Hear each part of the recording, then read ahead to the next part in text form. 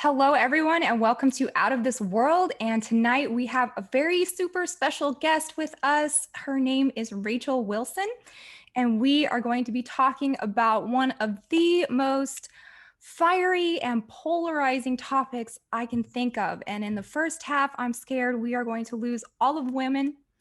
And in the second half, we're going to lose all the men. So it's going to be it's going to be interesting. I think feminism is one of those things that, depending on who you ask, you're going to find a different definition from everybody because they just think that it's whatever they think it is. You know, maybe it means equality or freedom, you know, non-traditional avenues that you can take in your life, and we should be accepting and open of these ideas, right? I'm not going to ever take any label again on myself besides Orthodox Christian. But I am going to say I'm on the girls' team. So I am not anti-woman. I love women. I am a woman. I advocate for women. I was talking to a priest about this show specifically, and he said, I want you to use your show and all of your shows to advocate for women and to stand up for them. And so the purpose of this is not to disparage women, but to uplift them and to make them aware of lies and deceptions that have been presented to us. So we have a blessing tonight to uplift women, and I don't ever want to invalidate anyone's grievances here. That's not what we do on the show, and that's not what I do as a person. I listen to you and what your feelings are and what your grievances are, and I try to help people on a basis of, you know, kindness and mercy and love for your neighbor. But feminism, as Rachel has proven in this wonderful book called Occult Feminism, The Secret History of Women's Liberation, this is just another tool to oppress women. Wouldn't you agree? Yes, I would agree. And I totally agree with everything you just said. I love women too. I'm a woman. I've got 4 daughters, and I wrote the book specifically to kind of what feminism did was it kind of took women from one paradigm where maybe they were limited or had some limitations put on them, and then put them into a whole different one. So it really didn't do what we're taught that it did. So I have to get into a lot of the history and dispelling a lot of the myths in there. But I agree, this is a very pro-woman thing. And I've been super happy and a little bit surprised, just because I know, like you said, it's a very divisive issue. And when people first look at it, they might think, oh my gosh, she hates women. She wants us all chained in the kitchen to a stove until we die in childbirth or something. But that's not what it is at all. I wanted to leave something to my daughters, my granddaughters, so that they would have a more realistic and a more truly Christian perspective on what it means to be a woman. And that if they want to be mothers, if they want to serve their church, their community, their husband, their family, that's a perfectly valid, good, worthy choice to make, and it doesn't make them losers or weirdos or slaves or anything like that. So yes, we should definitely preface this whole thing by just saying this is a pro-woman issue. We're not trying to no boots on anyone's face over here with me and Jamie talking about this. It's more just to give everybody a bit of a perspective on how we got here with certain things regarding feminism. You will find some enemies that are being spread around on the internet, and people, I mean, I've been trying to say this for a long time. You are being abused. And so let's go ahead and identify these abusers so that we can get to the bottom of this. And people are waking up, and they're talking amongst themselves, and they're learning about psychological tricks that abusers do, like, you know, gaslighting and all of the milieu of narcissism and things like that. So I'm really loving that the meek are becoming educated so that they can have the tools that they need to protect themselves from abusive people. And one of the words that gets thrown around a lot is the patriarchy. And you call yourself a patriarchy apologist, right? Yes. And so patriarchy is one of those things that is like, again, it could mean whatever you want it to mean. It could be your enemy, like capitalism or Right. WHIT people. Right. You know, Yes. there's just all kinds of paper tigers that they are putting in front of you and saying, this is your enemy, fight this, and you're never really looking what's behind the wizard's curtain to the actual enemy, right? Right. So in the beginning of the book, I have to do a lot of history because this is more of a history book than anything. Mm-hmm. Because the history that we know now, that everyone's been taught over the last half century or so, as far as women's history, has been completely and totally gatekept by gender studies professors, feminists, feminist activists who are all in universities, where the actual Marxist feminists are. And so they have completely co-opted history and told women's history as a story of everything was terrible for women everywhere at all times throughout all of history up until the 19th Amendment in 1920. Mm-hmm. Period, full stop. You had no rights. You weren't allowed to speak. You were property. You couldn't own anything. And a lot of that is just not true. Their excuse for this, they call it standpoint feminism. Mm-hmm. There's other terms that they use when they're redefining history and rewriting history where they say, well, the old version of history was written by the patriarchists, so we have to rewrite it from the perspective of the oppressed woman. Mm-hmm. So that's why everything you've been taught, if you're older than, I'm 41, so if you're my age, or maybe even a little older than me, if you're like 50 or younger, you've never heard a version of history other than that women were absolute slaves and men just oppressed us. They took advantage of us. They treated us as chattel slaves.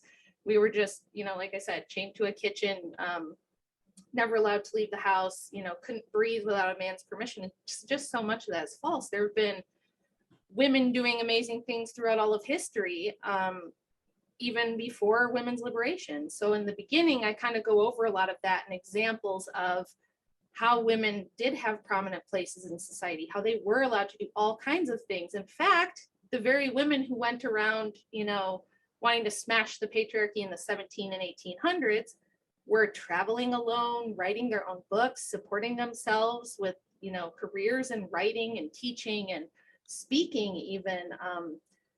Lots of places women were allowed to own businesses, inherit property, have money, all kinds of things like that. So I kind of start with a brief history of all the ways that women weren't really all that oppressed. Mm-hmm. And just something for people to think about. I mean, every woman out there who has a father, a brother, a son, guy friends, men in their lives that they know and love, it's a little, if you think about it, it's a little hard to swallow that every man through all of history just wanted to own and oppress every woman, right? So I started thinking about this when I was young and having my first children, and I was like, I don't know if I like everything about this system. I don't know if this is better for me. What if I want to be a mom and I have to go work? And so we could get into kind of how that came to be, but mainly I just wanted to dispel some of the myths outright, because if you did a man on the street and just asked every woman, what do you think life was like for women before the 19th Amendment? You would get answers like, oh, we were slaves, we couldn't own anything, men could legally rape you and beat you, your husband owned you, you couldn't get a divorce, all these things. Well, the 19th Amendment is the right to vote, correct? Yes. Yeah. Okay. I've been thinking about this a lot because I've never voted. I was informed at a young age that the political sphere is not what you think it is. There's a lot of scams going on, if not the entire thing is a scam. And as an adult, I'm thinking, why do I have to vote? Why do I have to do everything? Right. It's the responsibility of being a good democratic citizen, like you have to look at all of these people on the ballot and know everything that they stand for and how they are as a person and like their private life. And there's just so many variables that could like make up your vote. And I've just been like mulling this over, like, I don't want to vote. I don't want to even think about it. Like, can't you guys just figure it out? Like, and let me Yeah. do other things that I'm interested. I don't feel like Yes. participating in this. Well, it's really amazing that you say that, because Okay, we just had a little technical difficulty, but we're back now. And we were talking about the 19th Amendment, where we supposedly won this battle, our right to vote. And now we get to take part in this democratic process and be good citizens. But this is a responsibility that I don't want and I don't care for. I don't want to do jury duty. I don't want to learn about candidates and their policies and all of this. I just wish that there were like statesmen that could handle these things. What is this weird way to think? I don't know. no, in fact, you're not alone at all. I just put an article on my Substack yesterday expanding on this. I do mention it in the book, but this was just something kind of expanding on this. The vast majority of women did not want the vote. There was much bigger membership in anti-suffrage groups than there were pro-suffrage groups by women.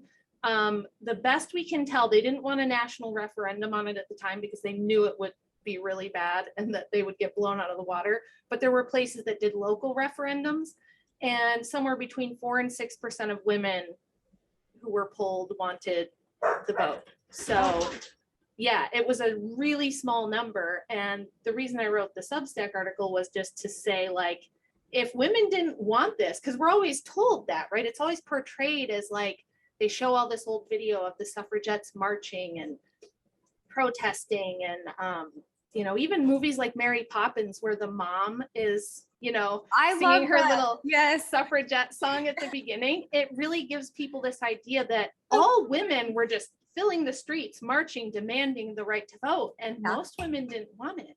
Right. And there was like an anti-suffrage ladies group in Kansas that put out a flyer with like 10 or 12 points of why they didn't want to vote. And they listed some of the things you just said. They said, we don't want to do jury duty. We don't want to hear the grisly details of like murders and horrible crimes. And, we're kind of too busy for that. We don't have like all day to go and listen to jury duty stuff. And, if my husband's going to vote, like, why do I have to vote? Because, to be an informed citizen, they make it almost impossible on purpose. It's like a full-time job to be a politician, that we're expected to know all of these things. But I think the more important question is, what is your dog's name? Her name is Tsunami. What kind of dog is it? Her? Yeah. She's a German Shepherd Akita mix. Oh, cute. Okay, welcome to the show. She's my little baby, and she's always stuck to me. So if I'm down here streaming, she wants to come down here and sit by my feet. So cute. Well, you said something so poignant in your book. You said all political movements are actually spiritual battles at their foundation. Mm-hmm. And I can really see this at play. The feminist versus red pill guys. Oh, yes. And the manosphere is what you call it. Yes. Uh-huh. What is it called? MGTOW. And they just are battling each other in this arena. And like I said before, they don't know that, they're battling powers outside of the human realm. Right? And you started off in your book talking about goddess worship, which is a big thing in feminism. Yes, and it's making such a huge comeback at the moment. Oh my gosh. Oh yeah. There's the Reddit called Witches versus Patriarchy. That's my favorite. My absolute favorite Reddit is Witches versus the Patriarchy, because for me, it's mostly comedy, but it also gives you like a really good look at what these people are thinking and saying. Mm-hmm. So feminist ideas are always connected to paganism and the occult, right? And feminism, TM, the feminism, it's about dominance, not equality, right? Right. Yeah. Yep. And it's a whole industry. Like I said, there were no such thing as gender studies or women's studies departments prior to like the very late 60s, early 70s. It was really after Betty Friedan's book, The Feminine Mystique, came out that they turned this into an academic discipline. And they did that in order, number one, to rewrite the history, but number two, because this was all kind of wrapped up in the Congress for Cultural Freedom and some of those kind of things that were going on at the time, where the government decided this was something they kind of wanted to push. So they planted certain people in academia. They created these gender studies departments and these women's studies departments, and they started because, you know, universities are a really good place to start activism, political activism and things like that. So yeah, that was, it was, the whole point is really that it was not some grassroots movement that women just looked around one day and went, oh my gosh, we're oppressed. Let's march in the street and protest until we get equal rights. It really wasn't like that. It was all very engineered from the beginning. Well, neither is witchcraft of grassroots women glorifying religion. I mean, the modern Wicca that they practice now was created by a man named Gerald Gardner in the 1950s. I know. No. So what I like about your book is you went all the way back to the beginning of history, and you're talking about Inanna Ishtar Venus, which I have done a lot of studies on too, in connection with like the Whore of Babylon and Aleister Crowley and Thelema and stuff like that. But Inanna, it's so weird because this goddess was actually hermaphroditic. And he says, I am woman, I am man, and cults worshipped Inanna by cross-dressing. And as you point out in your book, this is where we get a lot of the BDSM and dominatrix ideas, because she was a punisher, also the goddess of sex and war. Right? And then the Whore of Babylon is not a mother.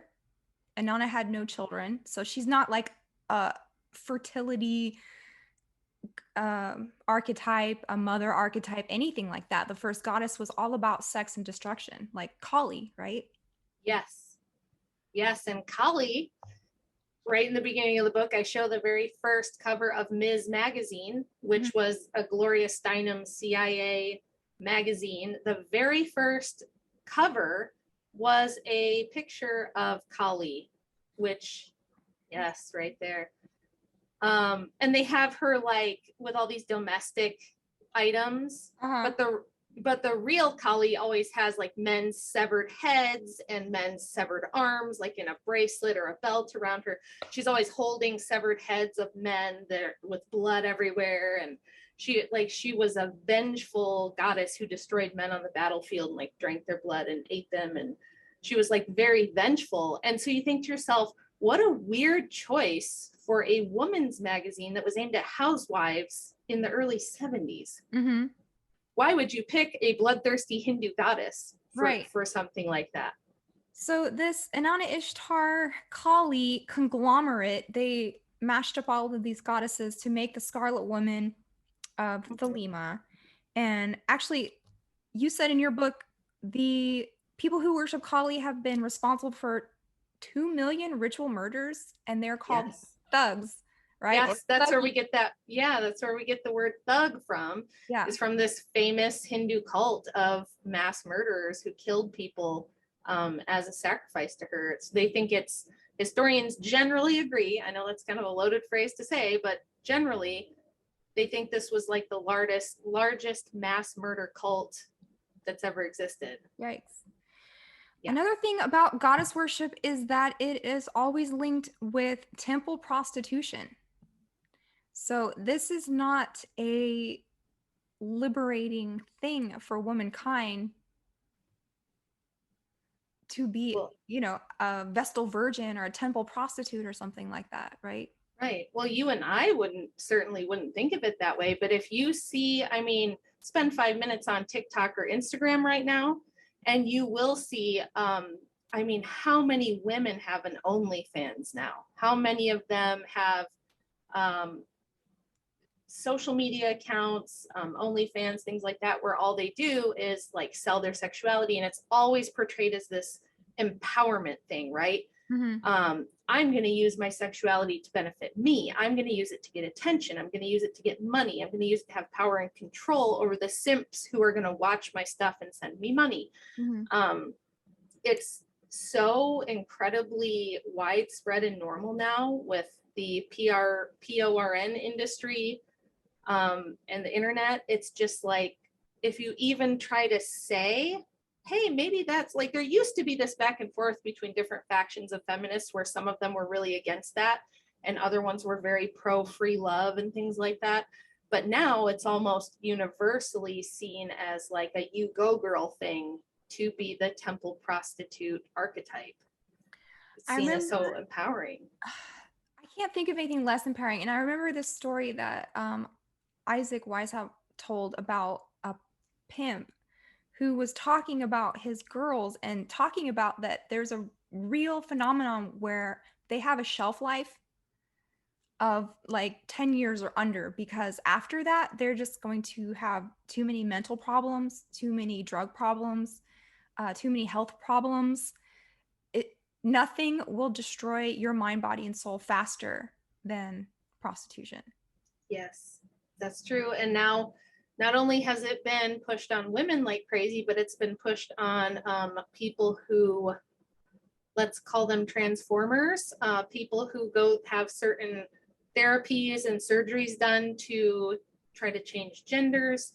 I wrote another piece about how there's a whole MK Ultra-like world of programming out there on the internet to convince these people not only to transition, but to pay for that transition, because it's very expensive. You've got to pay for hormones, surgeries, plastic surgeries, you need a whole new wardrobe, things like that. It's very expensive. So you should prostitute yourself in order to pay for this.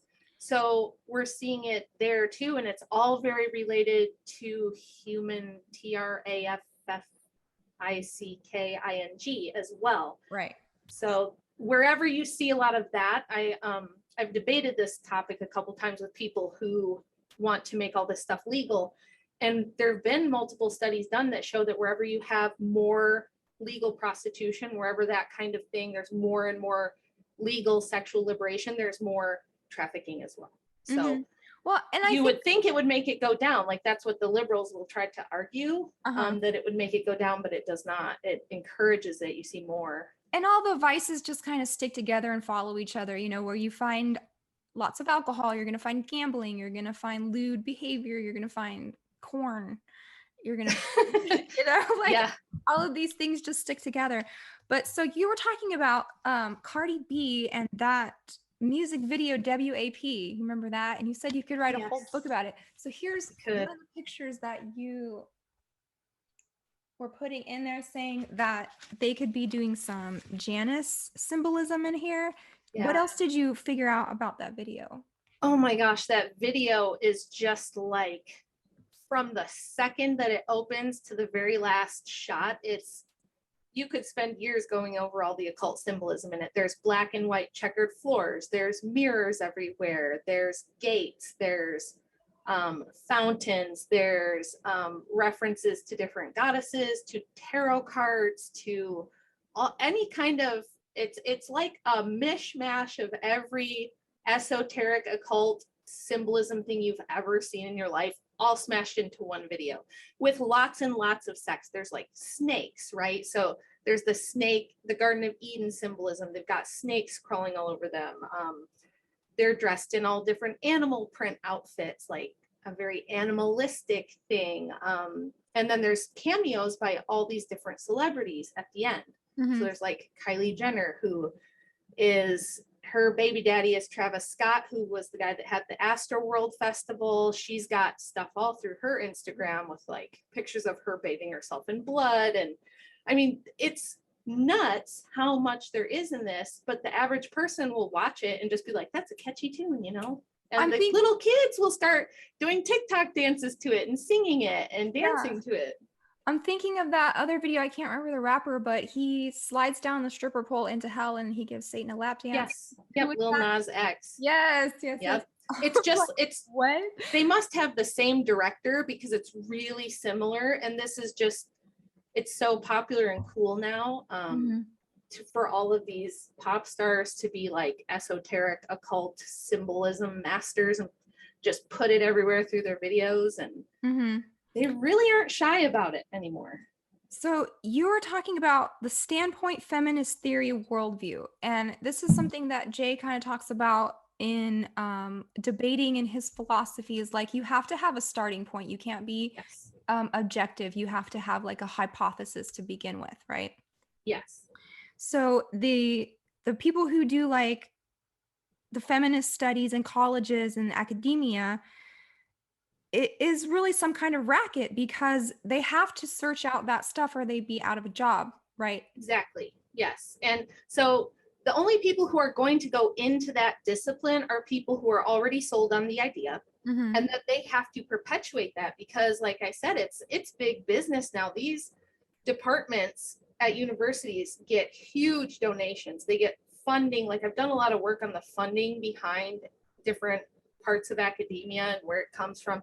It always comes from the same big foundations, the same big NGOs that Jay does talk a lot about, things like Rockefeller Foundation, Luce Foundation, all these big name, ultra elite philanthropy foundations.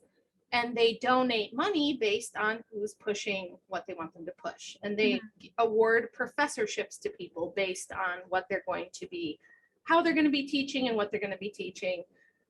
So there's a vested interest to portray all of history as this evil, oppressive patriarchy and convince young people that, you know, this is where the ideas of things like toxic masculinity come from, and that men are our enemies. They're just lying in wait to oppress us or abuse us or, you know, objectify us, and that they really just want us as concubines. And like, I grew up in the 80s and 90s with the Go Girl stuff, and I really, especially because I was kind of a smart kid and I was always put in like advanced classes and stuff, right? So it's like a shoot you right into universities and academia type of track that they put me on from first grade on. So I really had it like pounded into my head that you're a fool, you're an idiot, you're stupid if you think you can just marry a man, have a family, and that's going to work out. Like, that's portrayed as a myth of the past, or a thing that never even existed, right? It's some kind of Stepford Wives fairy tale, which that's what that whole movie, that's a propaganda piece too. The Stepford Wives is definitely a propaganda piece written to try to like show this life of marriage and family being a happy, good thing as a myth that never really existed, as something that you only find in old Hollywood movies and romance novels. And that if you're a smart woman and if you know your self-worth, you're going to get a career, make money, have your own money, probably not even have kids. And if you do, maybe have one. And definitely don't even think about it until you've gotten your degree, you've established your career, and you're super financially set. Well, by the time any woman does that, she's probably in her mid-30s already. And so by that time, a lot of women, like, what are you going to do? Start looking for a husband at 35. Then by the time you find him, and by the time you get married, and by the time you start having kids, you're 40. I mean, this is a big reason why the birth rate has dropped so much. I've done a ton of research on that as well. So yeah, they have a vested interest in pushing this sort of thing, and it's become a really big business. And each one of these huge universities around the West has a huge program with multi-million-dollar budgets to teach this stuff. Yeah, I think getting women into the workforce is, you know, part of the racket of like collecting more taxes. Not only does it break down the family and take her away from the home and everything that she wants to do, and I mean, nobody really wants to have a job, right? But now it's portrayed as the coolest, most awesome thing. Every woman's just born wanting a job. Haven't you always just wanted it? Didn't you dream about your job when you were 5 years old? No, it's so funny. Okay, so let's take a little detour here because you said something that made me think. When I was growing up and I was like, you know, 16 to 20, the age where you're trying to figure out like what you want in life and the avenues you want to take, all I wanted was just a family.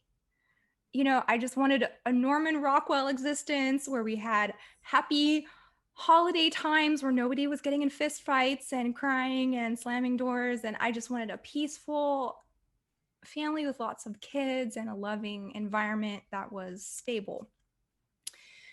But God had other plans for me, apparently. That's not what happened. That's what I wanted. But I think in my case, and a lot of other women's case, that was just not being offered to us. Right. So I don't think feminists are like born in a vacuum. No. It's like a series of abuses and lies and circumstances and things that they got into with relationships going awry and being lied to, being cheated on. You know, like when you think of feminists, you think angry. Yeah. So how did she get that way? Right. Right. Well, and yeah, and that's the thing, is that I try to tell people, because one thing that's been so great about this book is I've gotten dozens of emails or messages from women. I had a heartbreaking one from a woman who said, she's like, I'm sitting here reading your book. I'm 61 years old. I'm unmarried and I'm childless, and I fell for the whole thing. I fell for it hook, line, and sinker, and it's too late and there's nothing I can do about it. And I'm just sitting here reading this crying, which is not what I want. You know what I mean? That breaks my heart when I read that. Mm-hmm. But I get a lot of this kind of story from women where they're like, well, I was always told this, right? We've grown up in like fish swimming in water. We don't know we're in a feminist ethos where this is the way that everything is portrayed. This is the reality that's given to us. And then when we had the sexual revolution where everybody, you know, it's fine to sleep with whoever before you get married. Marriage is kind of an old passe institution. We've totally outgrown it. We're not even going to need it anymore. But just have birth control. You can have abortions. It leads to this hookup culture, which does lend itself to abuse of women and exploitation of women. And it isn't good for us. But like, if you're just a sincere woman wanting a family and to get married, you're almost treated like a grifter or something in the dating world. Like a gold digger. I would like to get married someday. And the guys are like, what's wrong with you? Why aren't you chill, girl? Like, you know, it's just so weird. Yeah. And then the men, the thing that the men get brainwashed with is you can't trust women. They're all just out to take half your stuff and run off with the neighbor. Which does happen a lot. I mean, both sides, the grievances both sides have are real and they're valid in certain respects. Right. But we need the history to put all of that in context of like, how did we get here? Because it wasn't always that way. Like women were always pitted against men and men against women. We didn't always see each other as enemies. And like, so the woman thinks, oh, you're just out to take advantage of me. And the guy's like, no, you're just out to take advantage of me. And so it is very hard for people to get married and stay married anymore because of the environment that all of this stuff has created. Mm-hmm. So you were mentioning in your book about the 9 ELEVEN. Yes. And that event and how they were trying to push feminism and saying, look how good Western women have it. And so this was all wrapped up in the TERROR event. Trying to put Muslim people down. Yes. And lift up feminism. Mm-hmm.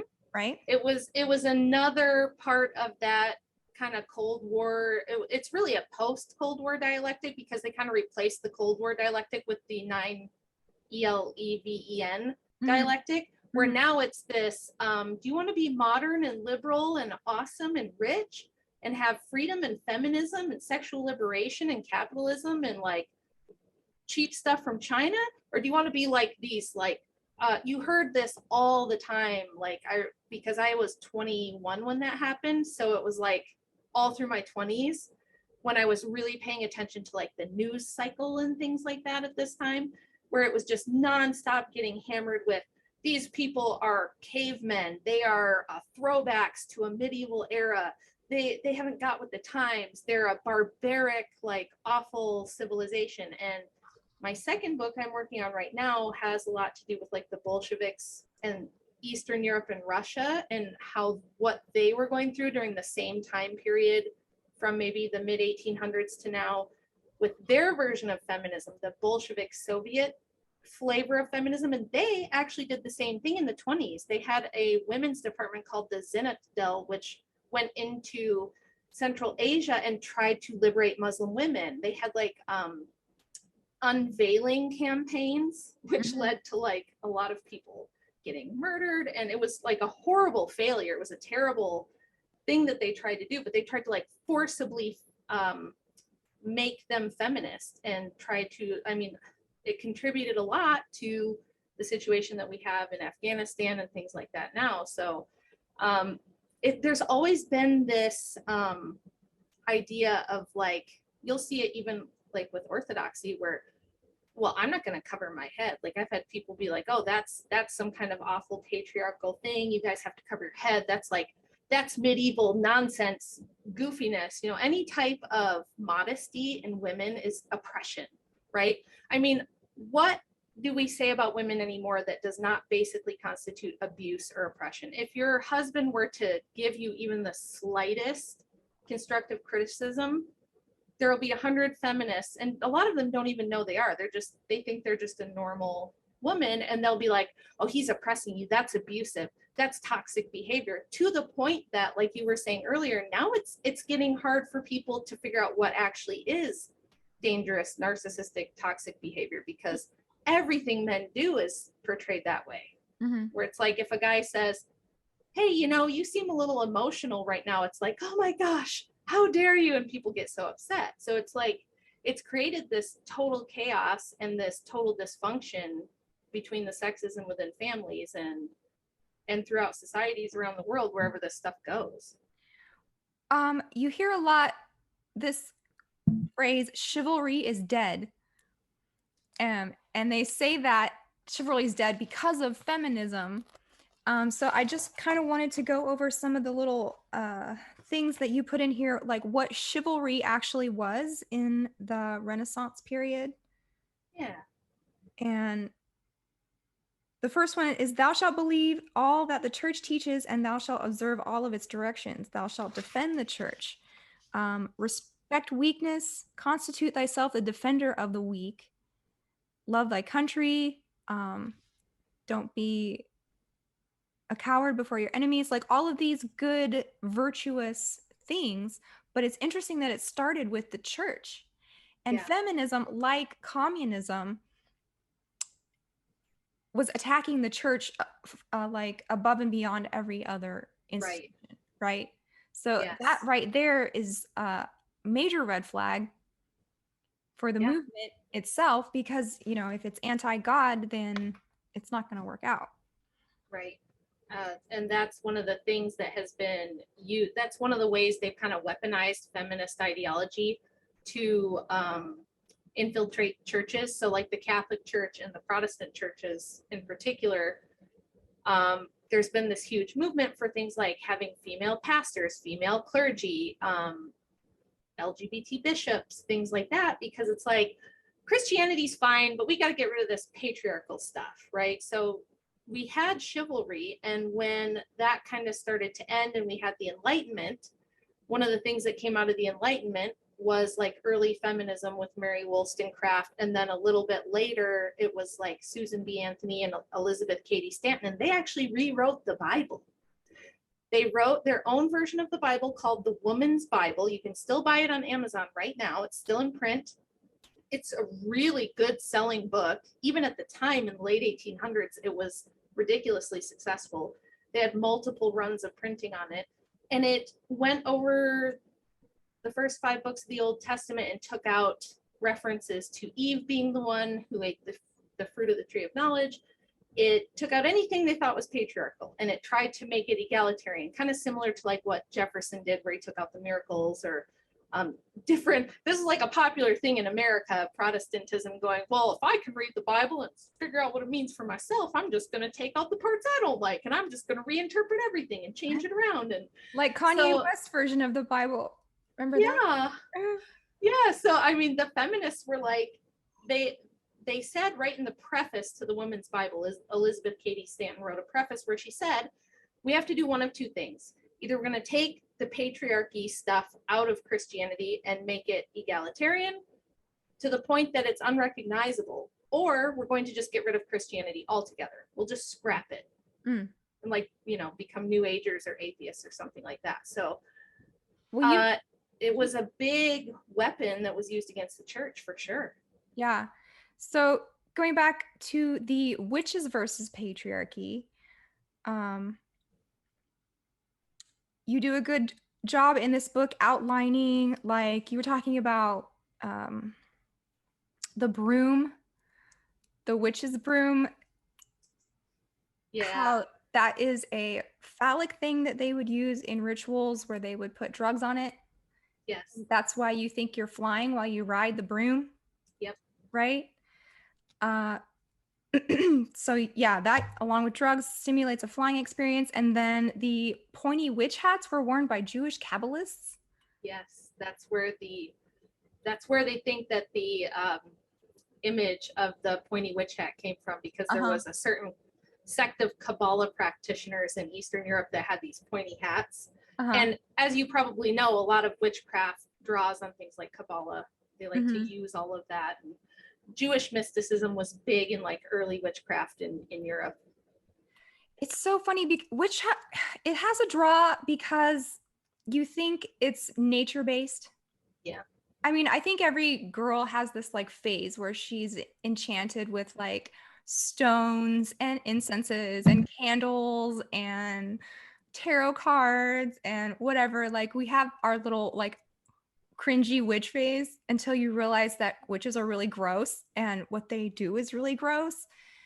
And I'm going to do a show about this later on, talking about the satanic witch of Anton LaVey's type, and how her MO is just using her body, her lust power, he calls it, to make things happen. Yes. So yeah, a lot of the tropes about witchcraft, see, like I heard all the time growing up, all that stuff was silly, right? It was myths, but it's actually based in things that they really did do. Like prior to the medicalization of abortion, abortion, prior to the medicalization of that certain procedure, it was generally performed by midwives, and midwives were usually witches, or witches were usually midwives. So a lot of midwives were accused of witchcraft because they were doing that, which from a more Christian perspective, you can say, well, maybe we shouldn't burn them at the stake, but you can see why, if maybe some man found out that a midwife performed this for his wife and he didn't know about it or something, why this would lead to something like bringing her, having her arrested, putting her on trial for murder, things like that. So a lot of the stuff that people be like, oh, that's just a myth, it was really actually based in something true, at least. It's also confusing because if you choose to learn about like natural cures and herbal remedies and home cures, and if you're against like the medical tyranny of the establishment, that can be thought of as like the patriarchy. Yeah. Right? Right. And you're trying to move towards a more holistic way to heal and be. Yeah. Which can make witchcraft look very appealing. Yes. Do you know what I'm trying to say? Oh yeah, totally. Especially if you're anti-VAXX. Yes, that's the reason I started homeschooling, was because of that.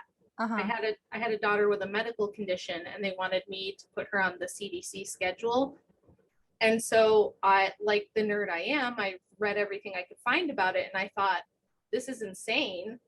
I'm certainly not going to do this to her, because she had like an autoimmune issue going on that was like really serious. And I asked the people, and they were like, oh yeah, we really don't know how she might react to these, but she should get them anyway. And I was like, that's insane. And then the school would have like lawyers call me and threaten me and things like that. So yeah, I've been fighting the medical tyranny stuff since before it was cool, and it's no fun. And so I can definitely see how, people who, because our medical system sucks in a lot of ways. It's great if you got a bullet wound or, you're in a car accident or something like that. But if you have like gut issues, autoimmunity, chronic conditions, our medical system is not great for that at all. And so a lot of people who end up with those conditions look outside of it to try to find something to help them. And I can definitely see how, if you got into that more of like a holistic approach to your own health and nutrition, how you would feel like, Wicca or something like that would be like the next step in the right direction. A lot of people do. And same thing with veganism. A lot of people get sucked into veganism that way when it's actually, not good for your health. But because I see these three things getting rolled up together: capitalism, Christianity, and patriarchy is sort of like becoming interchangeable. And I really hate that. I do too. Yeah. I do too, because I don't agree. Well, and because it's hard for me even to debate politics anymore because I don't fit into any of the paradigms that are out there. So when people start talking to me, that it's like they can't figure me out. Yeah. And so that makes it a little hard to communicate with people sometimes. But they want to tie those things together, I think, in order to, get to this new world order type of stuff that they're looking for, where it's like one world government, one world religion, no genders, no boundaries, just this big mishmash of everyone's just going to be in the blob and live in the pod and all that stuff. In a way, they're kind of right, because not a lot of people have met a real Christian who has proper theology. Right, especially not here. Right. And so they're calling the pilgrims colonizers. And you talk about this in your book. Yeah. And you say they were Christian in the loosest sense. And you talk a lot about colonial Christians like the Quakers and Amish and all of those groups that came over. They were really radical cults. Oh, yeah.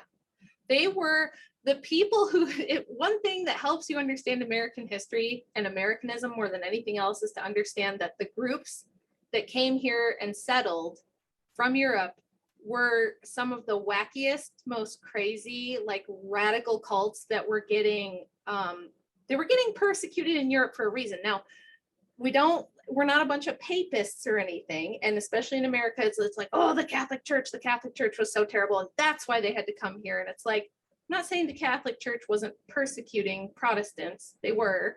However, a lot of the Protestants were persecuting other Protestants because some of them went absolutely nuts and came up with some really crazy things. And they thought if they moved here, they could do all those things. And that's one of the reasons why the country's founding is based so much on liberty and religious freedom, because they didn't want to get in trouble for doing crazy stuff. Like Quakers had some really, everybody thinks they just made oatmeal or something, but they had some really nutty ideas about Christianity that you and I would say is really, really heterodox and even heretical. So, well, you said the Quakers were the first to make women ministers. So this is even a brand new thing. This is going way back then. And then, so they believed the church had to be purified of any tradition that resembled the first 1,500 years of Christianity, basically, is what we're starting out with as a country. Yes. And so even they went so far as to say that you couldn't call it a church, you had to call it a meeting place, right? And pilgrims were congregationalists. What does that mean? So congregationalists, in fact, this was really interesting for me to research because the area I live in is one of the largest Dutch diasporas outside the Netherlands, and it's really staunch, like Dutch Reformed theology. I grew up in a county that's almost exclusively that. So till I was like 19, I didn't even really know. I heard of Catholics. All I knew was that they were bad. So congregationalists, it sprang out of this Enlightenment Protestant idea of like no kings, no masters, right? No king, no pope. each person is his own king and his own pope. So congregationalists won't even have like an ecclesiastical structure to their church. They don't answer to anyone. Each church governs itself completely. And this is how you end up with Pastor Randy Ball's strip mall church, because the church can be whatever I want. It can be whatever I decide, and if people want to follow me. So it led to all these cults of personality and some really wild ones where they really just had carte blanche to do whatever and slap a Christian label on it and be like, well, I believe in Jesus, but I also believe in all this other wacky stuff, right? And I have freedom of conscience, so you can't tell me that it's not Christian, which just led to some really bad stuff, to be honest. They had pretty much no religious imagery. You said no holidays. Like, so you couldn't even have a cross in the church. Yeah, well, it wasn't even called. It was idolatry. Yeah. You couldn't have a cross in the meeting house because they stripped away almost everything that made it Christianity. And they would just loosely kind of, and you do see this a lot in, like I said, the area I'm from, you see this a lot, where it's like the first non-denominational Bible church of Nazareth or something, right? Where you just, and that church makes its own little doctrine. They have their own little set of beliefs. The preacher makes all of the rules. And, yeah. And it's kind of loosely based on the Bible, but it's based on this guy's interpretation of it. Yeah. He's going to tell you what it means. And so, yeah, they really, it was like a really reactionary movement against the Catholic Church for one, but it was mixed up with all this Enlightenment baggage about, which the Enlightenment was very like, do what thou wilt, in the way that those people thought. So it was this attempt to mix Christianity with extreme like liberalism and take away most of the stuff that really made it a church and turn it into it's just me and my Bible. It's just, I'm going to read my Bible and the Holy Spirit's going to come and tell me what it means. And so you ended up with vegan cults and vegetarian cults and weird sex cults. And we always think that because we hear about the Puritans on Plymouth Rock, that everybody was like, or you see like the Scarlet Letter, people have seen the movie or something like that, or they hear about the Salem witch trials. So everybody thinks that it was a bunch of like stuffy conservatives not letting the kids dance and listen to rock and roll music. But it wasn't that at all. It was all the dads from Footloose. Yeah, like it was all the dads from Footloose just making churches in early America, but it totally wasn't. It was way more wild than I even knew until I started digging into the research. And there's meeting houses that have survived from like the 1700s where they've gone in to like renovate them and found voodoo dolls in the walls. They were like an English pagan, because what they did was took all the ritualism out of Christianity. Anything ritualistic, anything mystical, they wanted to take it out for the most part. So those people brought like their folk magic practices with them. So it's like you'd go to the meeting house and you'd be a good Quaker, you'd be a good Puritan, but then like if all of your crops were dying or your goats didn't make it through the winter and the prayers weren't working, you'd bust out your, pagan English version of a voodoo doll and start doing some stuff with that. Or there was all kinds of weird like European folk magic stuff that they kind of brought with them and would do.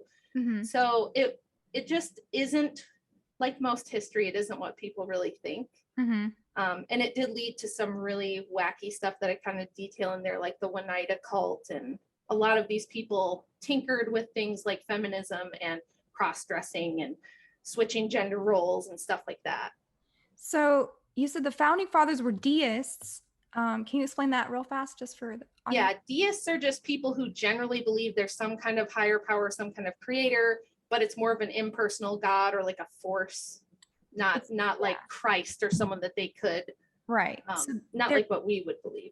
They're deists and Freemasons, which kind of is very similar. Architect that you don't know. And anybody who's been to Washington, D.C. and has seen their religiosity in the architecture and in their frescoes and everything will recognize that this is not Christianity. Like if you go in the Capitol building and you look up the rotunda and you see the apotheosis of Washington. He's sitting on a giant throne like Zeus, and all of the founding fathers are like, you know, the gods of Greece. Yeah. Right. So there's a lot of ecumenism going on here, and weird stuff that is like not what you would think of when you think of Christianity. Yeah, I mean, everybody's heard people like Sean Hannity yelling and screaming for the last couple of decades that this was a Christian nation. It was a Christian nation with a Christian founding. And it's like, well, what do you mean by Christian though, right? Because it's certainly not like any Orthodox type of Christianity. It wasn't even Catholic. You couldn't even be Catholic for the longest time in America. You could get hanged, burned, kicked out of whatever settlement you were in just for even being Catholic, or even being, they didn't even let Anglicans in right away. They let some Anglicans in after a little while, but a lot of the like British monarchy guys were kind of Anglicans. So it really did start out as like a lot of Pilgrims, Puritans, Quakers, and different very extreme like Anabaptist types of Protestants, the most radical ones that wanted the most radical social reform. And that's why it's so pertinent to the book, is like, look, this is where all that really radical social reform stuff came from. It didn't come out of Catholicism. It didn't come out of Orthodox Christianity. It came from the most radical Protestants who took Luther's ideas and just like ran. Even Luther was kind of like, not like that, you know, but but they did. So, well, yeah, you made the point that any person with appealing ideas, oratory skills, and ability to sway emotions could start his own church. Yep. That was the burned over district in New York, which a lot of people have heard of, was like a hotbed of this. And you can go there still to this day and find whole towns that had like witchcraft and they've made it into museums, or you can find like the weird places where the weird cults were. And it was like the Great Awakening. We had a first and a second Great Awakening in the 1800s in this country, where it was like the big outdoor revival camps.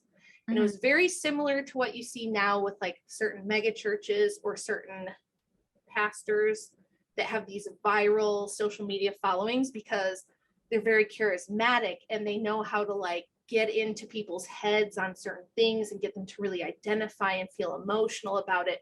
And those people will become like really devout followers of them. It was the same thing, but rather than doing it on TV, like a televangelist or a social media pastor, they would have these big outdoor camps where everybody would come. They'd have these huge religious revivals, and you would see like some Pentecostal type of stuff where people would be having these crazy religious experiences and shaking and speaking in tongues. And other ones you'd have like lots of singing and dancing, or some of them were just like really, really good speakers, really great public speakers who could just rouse a crowd and really get them to follow them. So you had this one character, Noyes. Yes. No, how do you say that? I think it's Noyes. Noyes. And talking about his ideas of complex marriage. So this is one of the crazy cultic ideas that came out of the colonizers' puritanical ways. And when it's funny because when you study cults, you realize how they're all alike, and they have so many, like, it's just like they have a formula, right? They do. And they always come to the conclusion of sharing wives, multiple wives. Yeah, isn't that funny? Isn't it weird how anytime these people, because he was another one, like a lot of the modern day ones that you've covered and Jay's covered, where it's like, I am the Messiah and God told me to come here and that I'm going to be the new leader, and or sometimes they even claim to be Jesus or something. Noyes was a guy who thought that he had stopped sinning, right? He figured out how to not sin, and he would tell people like, oh, I haven't sinned in 9 years or something like that. Which is a really common thing. You see that with people like Teal Swan and some of these guru people that you guys have been doing such a great job with lately, where it's, I'm the most spiritual person in the world. Yeah, like that's what she said.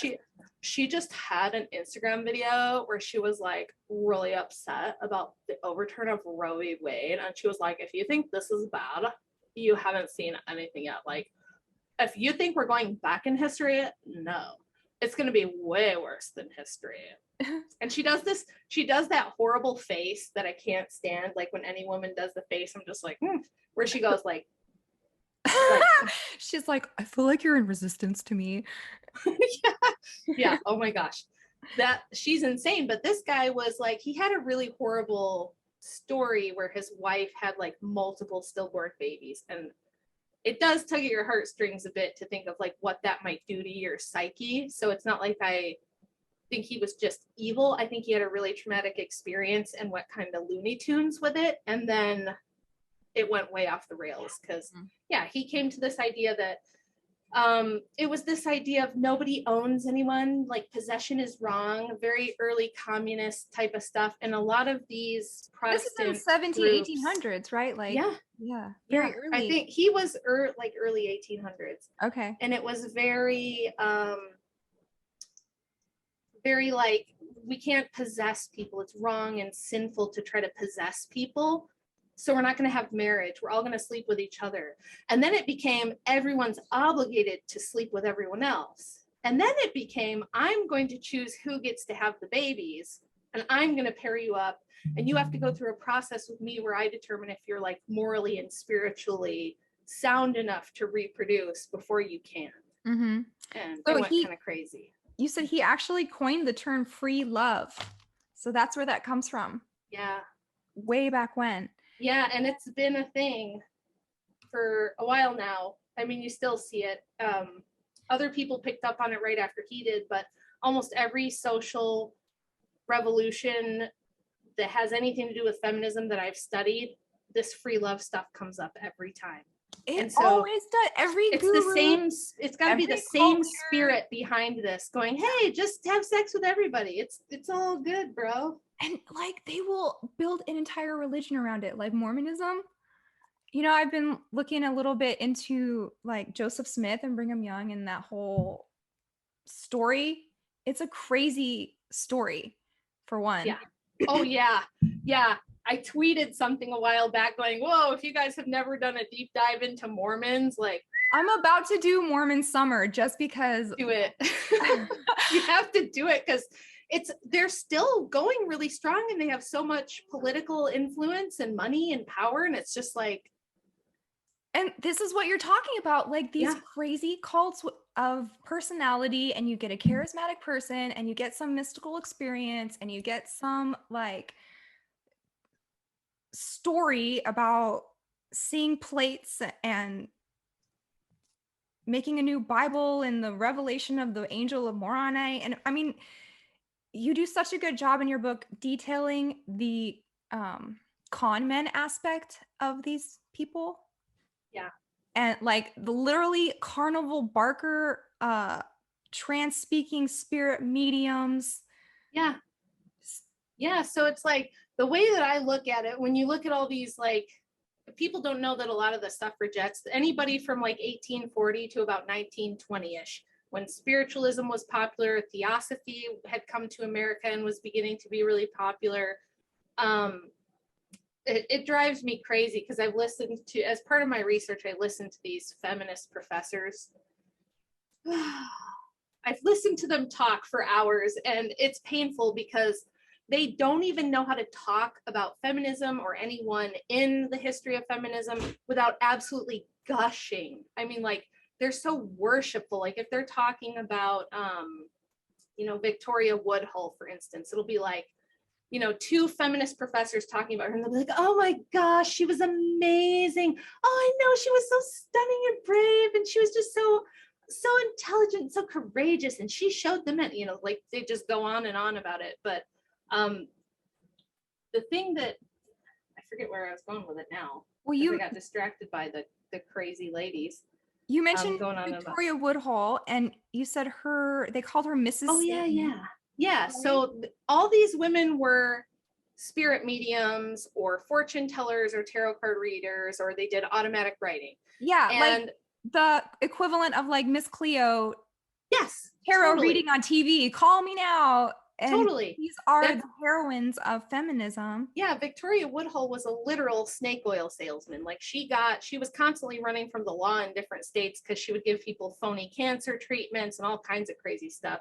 But the way that feminist professors try to like reconcile this and make it not sound so bad is they'll be like, Well, they weren't really allowed to speak in public and people didn't take them seriously. So they used this as a device. And really what it is they were such clever geniuses that they had to pretend to be psychics so that people would listen to them. Oh, yeah. Right. So I'm like, well, but that doesn't really help you, because then we're looking at one of two things. Either these people really were channeling spirits and contacting the dead and talking to entities, right? Which is bad. Or they were total huckster fraud people who were taking advantage of sick cancer patients. And like Woodhull was involved with the Vanderbilt family and helped them make a lot of their fortune. And she would say it was through her, because she was psychic and she knew what the markets were going to do. But it turns out she like had a whole spy ring of prostitutes that would give her information because they were sleeping with all the Wall Street stockbrokers and stuff. So Yeah. either at it, whether you want to believe that they were satanic spirit mediums who were actually contacting like evil entities, or they were huckster frauds who were defrauding the stock market, I think either way, it was pretty bad. Yeah, I wrote, Victoria Woodhull teamed up with Cornelius Vanderbilt to make millions on a stock market crash in 1869. And then, yeah, like they asked him, how did you do this? And he said, I consult the spirits. But like you said, it was just his prostitute ring that would sleep with bankers. Yeah. So Victoria, what's going on? She tell Cornelius what's going on. Yeah. And yeah. And they made a ton of money off of it. So she was able to start the very first Marxist newspaper in the country with that. Claflin and Woodhull's Weekly. She made that newspaper with her sister. And she was, I believe she was the first person in America to publish the Communist Manifesto in English. Oh, wow.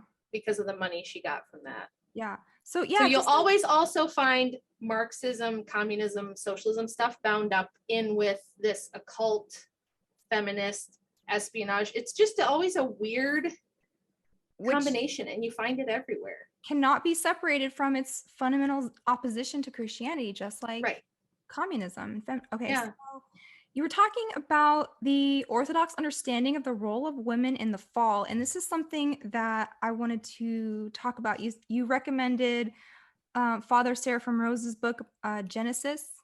Yeah. So what my understanding was from my catechumen class was that Adam and Eve had different sins, almost like they had different roles in the fall. So Eve was deceived and Adam sinned willingly. So we have two different, not karmas, but two different consequences. Exactly. Yeah. Yeah. So, and what they were trying to impart to me, I think in the class was like, Eve's sin was really bad. Yeah. But it wasn't of a place, it was a place of being deceived about things. It wasn't like as rebellious as Adam. And where was he when this was happening? If he had been there, she wouldn't have done this or been able to be deceived. Yeah, and Father Seraphim Rose, I've got the book which I read, which was amazing and mind-blowing, and I feel like it's one of those books it's so long, but you have to read it 10 times to get everything out of it because it's just so dense and so deep. But I've heard a lecture that he did. There's like a recording of it. It's not very good quality, but it's amazing, where he talks about how the command not to eat from the tree was given directly to Adam, is what the fathers say. The church fathers say Eve only heard about the command through Adam, whereas Adam was given the command directly. So when Eve was alone, the serpent figured that would be his best shot because she hadn't heard the command directly from God. She was separated from Adam, who couldn't be there to like correct it or defend for her. So she was deceived. And then when God comes and asks them, what have you done? He gives her a chance to repent and Adam a chance to repent, and neither of them do, because she blames it on the serpent, Adam blames it on the woman. And so they are equal in that. It's not that it was all her fault.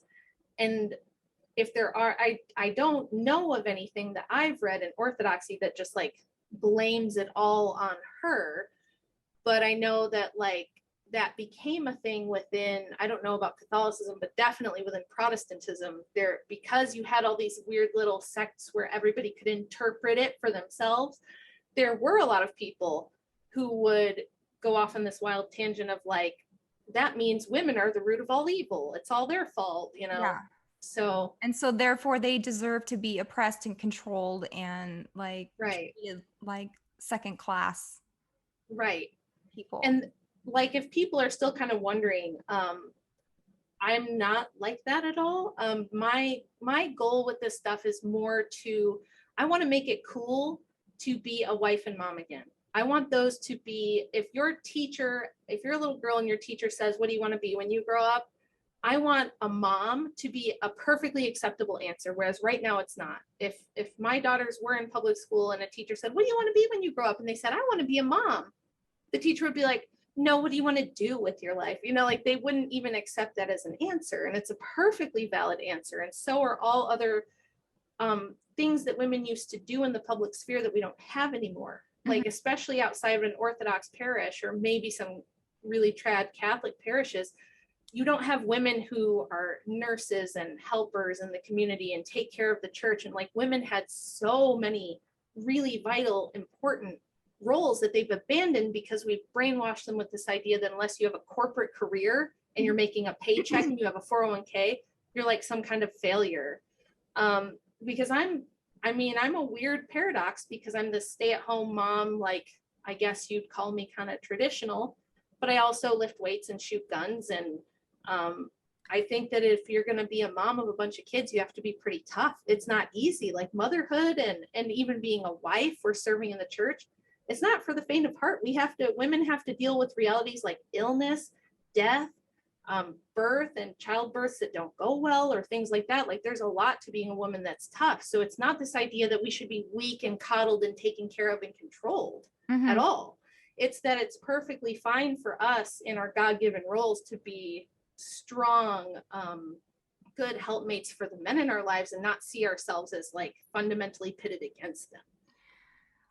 Well, I think bad theology lends to abuse and religious abuse, and people grow up under these conditions. And of course, they're going to be angry at Christianity and find it oppressive because it is oppressing them in a way because it's the wrong way to think about it. I'm thinking of like trad women, and then that made me think of the woman in Proverbs 31. So when you look at her life, she is a queen, man. She's like running business. She's running the household. She has servants to help her. So it's not all like slavery and drudgery. She has children and she dresses well and she dresses them well. She, what is the verse? She buys a field. So she's investing in things on her own without her husband. Husband's doing his thing and she's doing her thing. And she has all of this like bounty and agency and space to move around in to be uplifted like everybody wants to feel. Yeah, and that's like in the beginning of the book, that's why I kind of go over some of that. I don't give it a super long treatment, but there's like half a chapter where I describe this, how women did do those things. Women ran all kinds of stuff. We had whole spheres that were completely our domain that we ran. Businesses, properties. A lot of women were like bookkeepers and accountants and things like that. But it was like, as you might have noticed with like the modern feminism, there's a couple of things. The supreme thing, and this is so upsetting and should tell you a lot about where we are with this stuff now. If they don't have full 100% unfettered, unrestricted rights to abortion, they don't think they have any rights at all. You could give them everything else they want, and if they don't have that, it's not enough. That's number one. And number two is they specifically want women out of anything that might be considered traditional girl stuff, woman stuff, and specifically to take over spheres that are meant. That's why there's this huge push to get women into STEM. We've had 50 years of them trying to cram women into STEM fields. And women just don't want to be in STEM fields. Most little girls don't want to be an engineer. And this is where it's another Enlightenment idea that like everything is social. Everything's a social construct. You know, Yeah.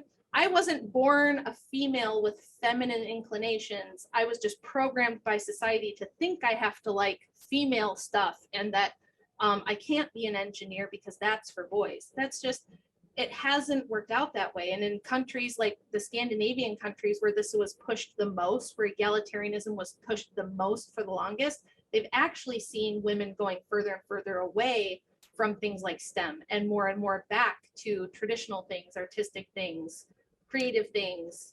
I'm So thinking of this meme that went around when they gave this little girl some trucks to play with.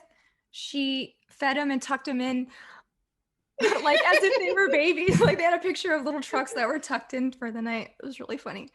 But yeah, and just, you know, trying to push boys to want to be, just trying to like cram everybody into the opposite thing to prove that there's no, that gender is a social construct. And like to a certain degree maybe it is, but I mean, I feel like biological sex is a thing. part of feminism is not liking feminine things. Yeah, it's right? to prove that like you're too smart and too tough and too cool for that Too stuff. tough. But I feel like a lot of women, they just don't, they haven't been lucky enough to find a nice person that will protect and provide for them. So they have to be in their masculine. It's not like Yeah. they want to be there. They're being forced to be the man that they should have married. Yeah, that's basically what happened to me. Like the short version of my story is, I had my first two daughters with my high school sweetheart. He decided that that was really hard and he'd rather, you know, party and do other things, and he took off. So I was stuck trying to do all of it, and I'm being constantly pounded with propaganda going, you can do it all, you can have it all, you can be a strong, independent woman, you don't need no man. And I'm like, I need a man. I need a man like really badly, you know? And more than anything, I was heartbroken for my kids because I wanted them to have that good man even more than me. It's not just a division of labor thing. Like life throws horrible stuff at you. Life throws major hardships at you. People you love are gonna die. People you love are gonna get sick. Bad things are gonna happen. And if you don't have somebody who like, you know that you and that other person have each other's back and you're like really in it for better or for worse together. And the church is the only place, like the Orthodox Church is the only place where marriage is truly like a real sacrament that can do that. So it shouldn't be a big surprise that other phony versions, like legal versions or Protestant versions, other versions of marriage often fail because it's not truly it loses that mystical element of the two truly becoming one flesh and really being in there together through all those hard things. So, I mean, yeah. So if you grew up in a cult, in a Christian cult, and you're being taught submit to your man, that is only half of what the verse even says. right. I mean, it goes on to say, and husbands submit to your wives. So it becomes a contest, like who can be more like Christ in serving the other person. Yes, that's exactly it.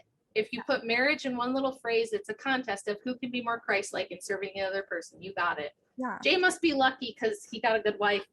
Well, that's what they teach you in Orthodoxy. Right. And when you get the proper theology, you understand, oh, that makes so much more sense than, you know, Pastor Randy Balls. Yeah. But what does MGTOW and the Manosphere teach, and what does feminism teach? It teaches that you should be getting what you want. They should be taking care of you. They should be doing something for you. They're not giving you what you need. They're not, girl, if he can't handle you at your worst, he don't deserve you at your best. That kind of thing. And it's that mentality. If you have that mentality, you will never have a good marriage. I can promise you. 100%. I will bet every bit I've got in my bank account that your marriage will fail if you're approaching it with that mindset, because that's not what it's about. Yeah, I hear a lot on, like, one of my guilty pleasures is like reading relationship things on Reddit, you know. So I get a lot of, I feel like I have my finger on the pulse of what's happening to couples nowadays, and it's horrific. And so part of this show is to try and identify some of the stumbling blocks and get rid of those things. And I read something so funny now that they have overturned that court case. This girl posted, she's like, me and a lot of girlfriends got together and we had a little summit and we decided that we are no longer going to be intimate with people who don't have a contract with us. And good faith to raise any kind of baby that comes from this relationship. And I'm like, so marriage? Like, you think you invented marriage? It was like, we're gonna withhold that just sounds intimacy like yeah, that sounds like marriage. I know there was, when this happened with Roe v. Wade, there was tons of women all over Twitter being like, no sex then. You guys don't get any sex until and I was like, yeah, you got it. Now you're getting it. You're getting it now. But no, it's like these things, you can always tell if something is not good for you, if it's pushing you to like sleep with everybody, communally raised children. That's another big one that always comes out of these weird all the feminist cults. It's always is always like, there is no family, it's just everybody. Yeah, it always ends up being this communal raising of children, which think about what that leads to. I mean, what is the obvious abuse that would come out of a situation where children are being raised communally? And we do have historical examples of this too. Today, I was like, it's so impractical. And you always hear people like, just like, if we could live in a commune, man. I'm like, do you realize how much cheating would be going on? MOLESTING. Yep. Yes. If you go back and read the experiences of Israel had this, and then the Soviet Union had experiments with these communist communes with communal raising of children, and the children who are survivors of those things always come out saying there was all different kinds of sexual abuse, ritual abuse, physical abuse. It's a situation that specifically enables that kind of thing. Mm-hmm. And we always end up there, right? It always ends up with, whenever we decide to get rid of real Christianity and do our own thing, we always end up with butt stuff cults. That's so true. It just always ends up being that. I don't know why. I know. It just does. Well, okay, so we're running out of time and we only got through half of it. So I want to invite you back next week. Do you think you could do one more show with me? Totally. Okay. And we are going to talk about Lucifer as the liberator of women in the 19th century and the links to theosophy, all kinds of good stuff. And men are not off the hook next week. No. So they're never off the hook. All of us human beings have a responsibility to be obedient to God and to be Christ-like. And there is no, that's why the next week, if we could talk about like the definition of what a patriarchy actually is supposed to be, because when people hear me say I'm a patriarchist, they get the whole wrong idea. That's okay. So like we could go into, from an Orthodox perspective, what that means and what patriarchy is supposed to be and what it's not. So. Okay. Yeah. Yeah. Well, thank you so much. This was really fun. And yeah, thank you so much for having me on. I'm a big fan of your show and your work, so I was super happy to come on. Thanks. We'll do part 2 next week. Everybody have a good night and